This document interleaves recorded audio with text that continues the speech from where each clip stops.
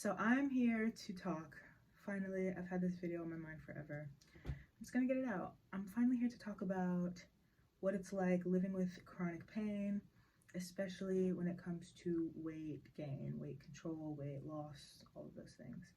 I guess this is like a pretty triggering topic, so like probably stay away if you're like quite sensitive to that. I know I am, so I probably would go 50-50 on if I would even click on a video like this. So I just weighed myself recently. It's like I knew that I had gained weight and I already knew that I needed to make changes, but you know, getting on the scale definitely does something, you know, for your psyche. And it became apparent to me that I have gained all of the weight that I have lost over the past 3 years. And then some. Not too much more, but then some. And I cried, obviously, just because it felt like so much work down the drain. And I'm not gonna lie, I still really care about what I look like. So it just hurt my feelings. Anyways, I'm gonna show the picture. I'll probably put it on the thumbnail of my scale app. So like my scale connects to my phone. And it literally, once it saw my weight, it's been less than a year, it said, "This can't be you. It doesn't make sense. The weight is too different. This isn't you." I'm like, girl, it's me. It's me. It's so frustrating. And it's like, it seems impossible. I'm thinking, what did I do over the past year to gain all of my weight back? Or what didn't I do? The answer is I had surgery. That was June of 2024. A week before my surgery, I went to the gym. I was gymming. I was having a great time, and I knew that I was gonna have to take time off for recovery. So I was like, you know what?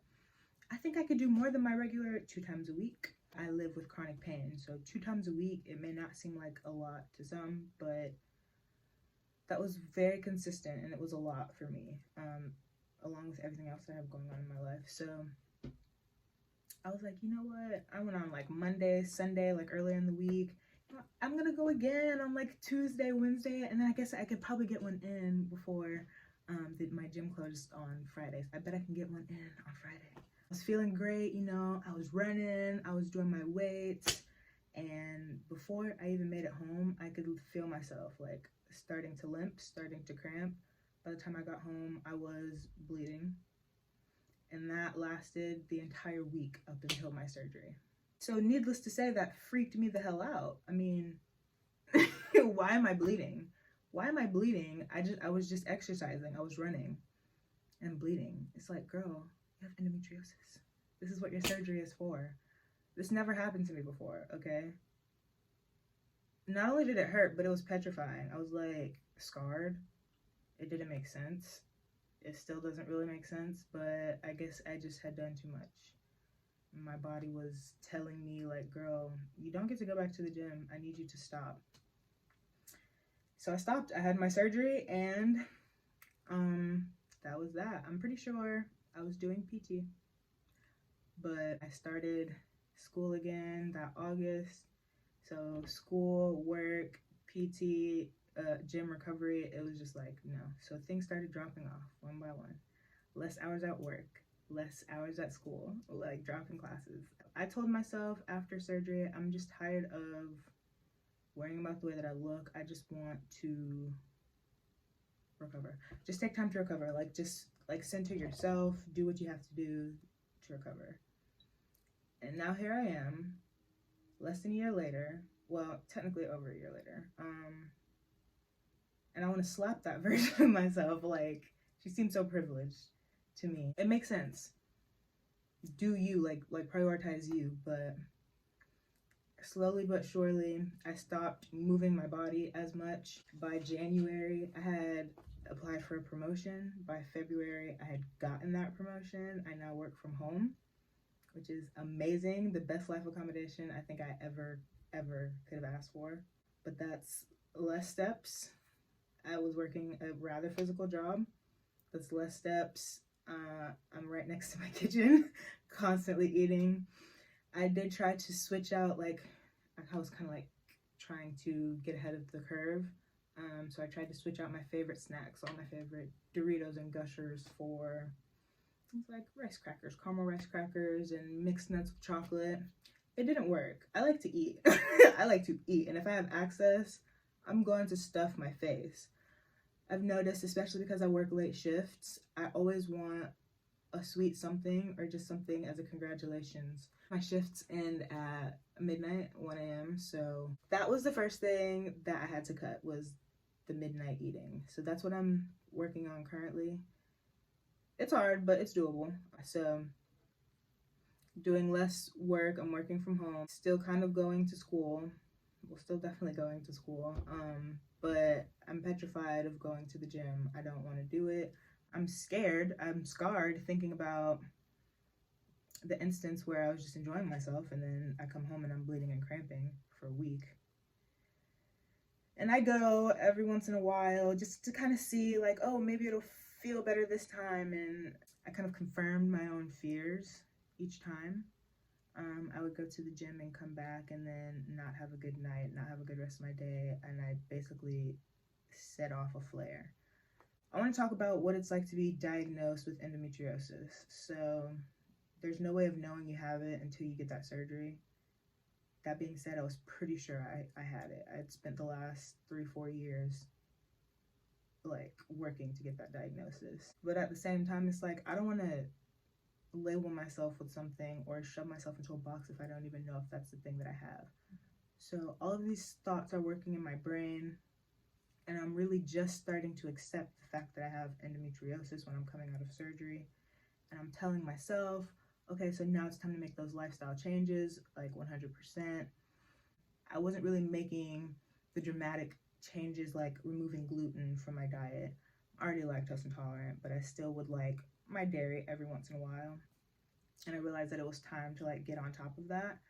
So in the midst of everything, working from home, so moving my body less and trying to switch to a gluten-free diet, gluten-free, dairy-free diet, it's hard, which means I kind of forced restricting myself, kind of, and that's triggering to me. Restricting is triggering because it's just going to cause binging. They kind of go hand in hand. So I'm working with a very restricted diet. I don't like to cook. I will cook, but the part of cooking that gets me is cleaning. If you have chronic pain, then you know I'm going with this. Cleaning is not fun when everything in your body is screaming at you, particularly my lower back. Sometimes you just got to get over it and do it. Sit down if you need to. I just generally don't like to cook. Now I'm more busy. I'm technically working more hours from home. I'm full-time now. I used to be part-time in person. So I just feel like I have less time. I'm a little bit more stressed, more likely to grab just the easy snacks. My go-to snack is caramel rice crackers. I will devour an entire sleeve at once. And I don't even need to look at the calorie count to know that I'm eating nothing but carbs. Just straight carbs, nothing my body can really do anything with. And just because they like to market themselves as like a healthy alternative or whatever, it's like, I know what I'm doing, but at the same time, I give myself excuses because I'm a busy person, because I live with chronic pain. It's very easy to just lie down and take it in a way, and I think that's what I was doing. Well, I told myself, well, I'm changing my diet, and I told myself, well, I'm taking the medications that I didn't want to take. I tell myself all of these things, and it's like, you're kind of lying down and taking it because the nature of chronic pain is that I'm always going to be in pain. And if I'm not in pain, then that's a fluke, and I should be happy that I'm currently not in pain. But that is a fluke. So going to the gym, I need to understand that I'm going to feel pain afterwards, more pain than my general baseline. It's just very hard. I was very avoidant. Now I'm in a place where I'm making the changes. I'm already doing the things, cutting the nighttime eating, going back to the gym. The hardest part for me is the avoidance. I'm just such an all or nothing person. I'm a very my way or the highway when it comes to myself. I try not to be that way towards others, but my way or the highway. So I want to go to the gym and I want to run. I taught myself how to run. I taught myself how to look at running as something that can be fun rather than a punishment. And I taught myself to enjoy it. I have dreams, actual dreams. This entire year that I haven't been running, my body would remind me, like in my dreams, I'd just be running. And it just is a very particular feeling, like catching the right pace. My body was craving that. And it's like, I miss it too. I want to give it to you, but I'm scared that I'm not going to feel very well afterward. And if I can't go and do what I want to do, then I'm not going to do it at all.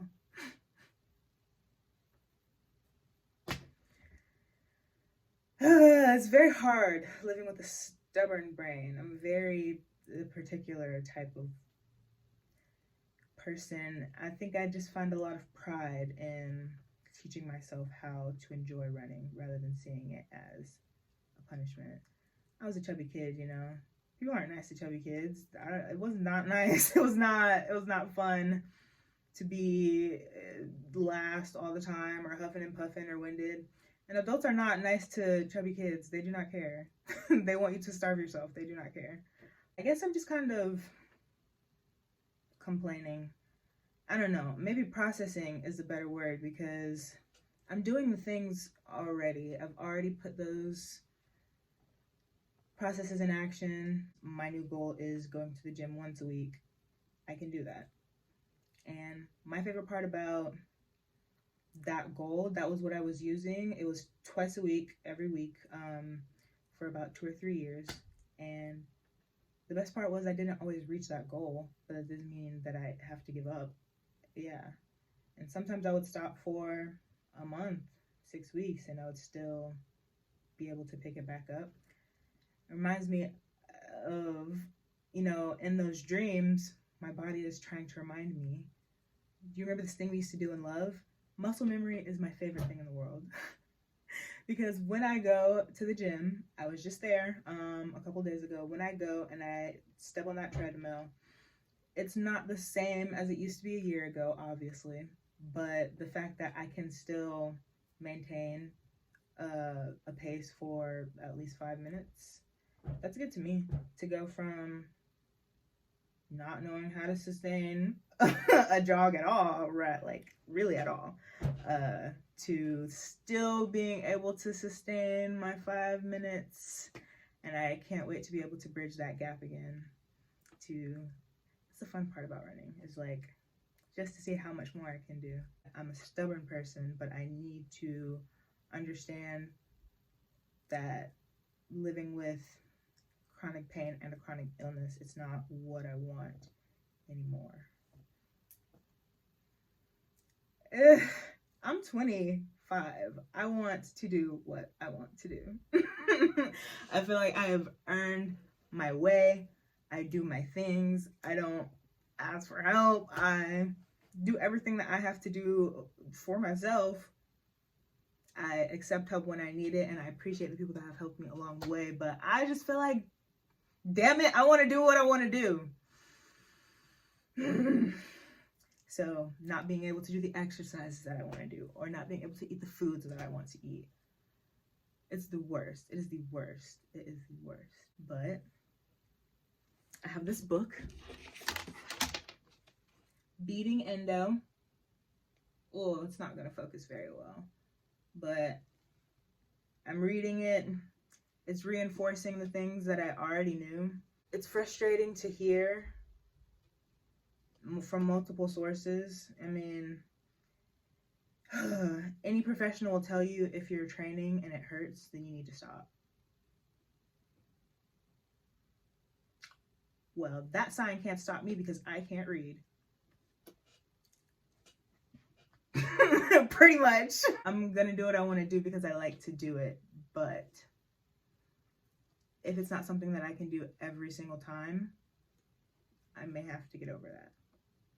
I see the elliptical as a step back, but realistically, it's just a tool to be able to help me do the things that I need to do and want to do.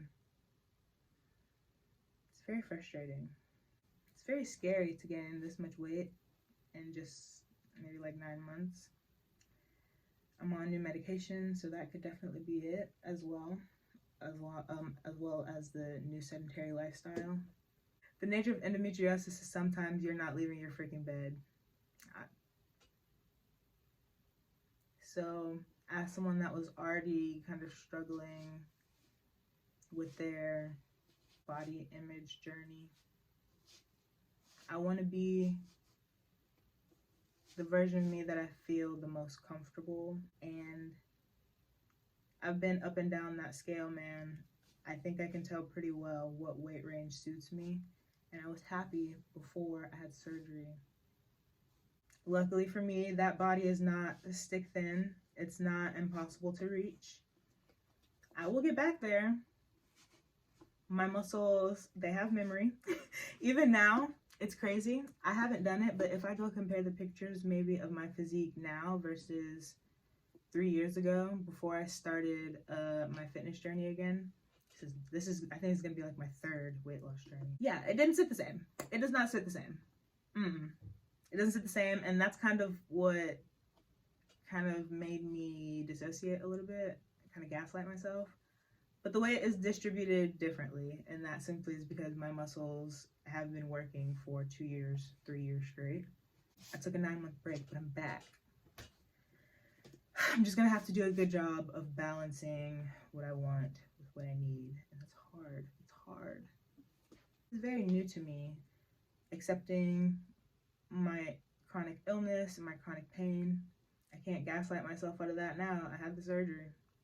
So accepting that my body simply just cannot do some of the things that it used to be able to do, or it cannot do it to the degree that it used to be able to do, is hard.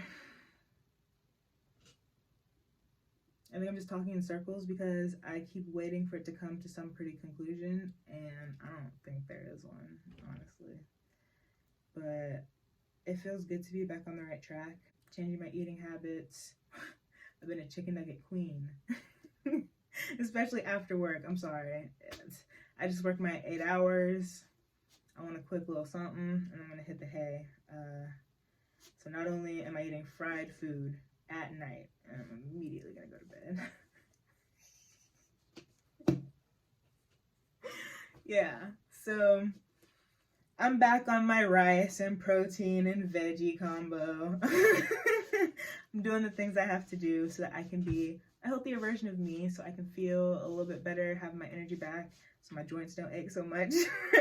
Yeah, we're gonna be back at it. If anyone else has ever, like, I don't know, had experience, particularly with chronic pain and their physique, I mean, it seems very obvious that people that cannot move their bodies as much would have issues with physique. Please don't recommend. I'm not even assuming anyone's gonna watch this. I don't want to take Ozempic or any GLP-1, at least not unless I absolutely have to. I feel like if it gets to a point where it's a progressive condition and there's no cure, so maybe a decade down the line, if I'm like that much worse, then yeah, I'll consider doing it. But I don't want to be on GLP-1, sorry. Walking is not enough for me. Walking my dog is not enough movement for me, realistically. I'm 6 foot. I'm in the 270. I think I'm 265, 267. Okay. I feel best and most confident in myself around 220. How did I gain 50 pounds in 9 months? Lots of resources online. It's just I don't like what I'm being told. That I'm being told to do yoga and stuff, because I already like to stretch and I already know a few yoga poses that I incorporate. I already do physical therapy. I understand how important it is to be in tune with your pelvic floor muscles. That's not enough for me, sorry. I need to be doing cardio. So I don't know, maybe somebody just needs to tell me nicely and gently, you're only going to screw yourself up more if you keep trying to run. I've told my doctors and they've been like, no, you're good, that you're listening to your body and you're doing the things that are maybe not as fun to you, but maybe what you need. I'm secretly not really doing those anymore because I'm secretly just running. So I feel like the weight loss is more important than any sort of physiologic symptoms that I might get. I'm not sure if that's the right word to use, but yeah, or any sort of flare symptoms that I might get as a result. At this point, I feel like I've been living with endometriosis, and before I knew what it was, just period pains.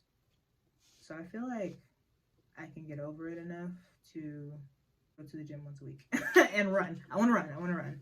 And it feels bad to use those terms when it comes to endometriosis because it has nothing to do with a period.